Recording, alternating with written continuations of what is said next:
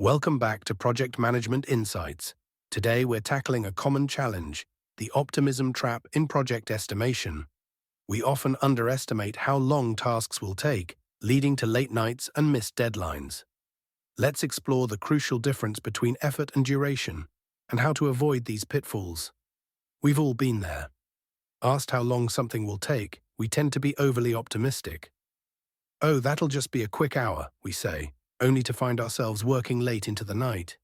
This tendency can wreak havoc on project timelines and lead to missed deadlines. So let's talk about the reality of a typical workday. We get interrupted by phone calls, emails, impromptu chats, meetings, and general administrative duties.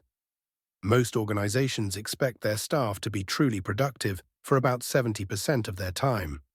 The other 30% allows for holidays, attendance at company meetings, sickness, training, general interruptions, and so forth.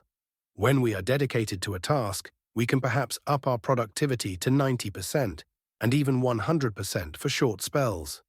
But when we are estimating at the start of a project, we should allow for this non-productive element. This brings us to the crucial distinction between effort and duration.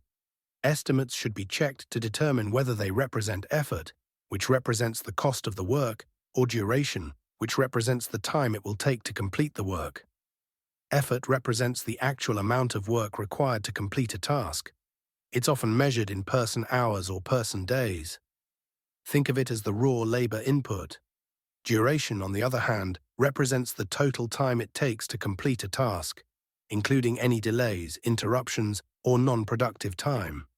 For example, a task might require 8 hours of effort, but due to interruptions and other factors, it might take 10 hours of duration to complete. When estimating, it's essential to clarify whether you're providing an estimate of effort or duration. If you only estimate effort, you're not accounting for the real-world factors that extend timelines. So how do we avoid the optimism trap? First, factor in interruptions. When estimating duration, add a buffer for interruptions and non-productive time. The 70-30 rule is a good starting point. Second, clarify effort versus duration. Always specify whether your estimate is for effort or duration to avoid misunderstandings. Third, be realistic. Resist the urge to be overly optimistic. It's better to overestimate slightly than to miss deadlines.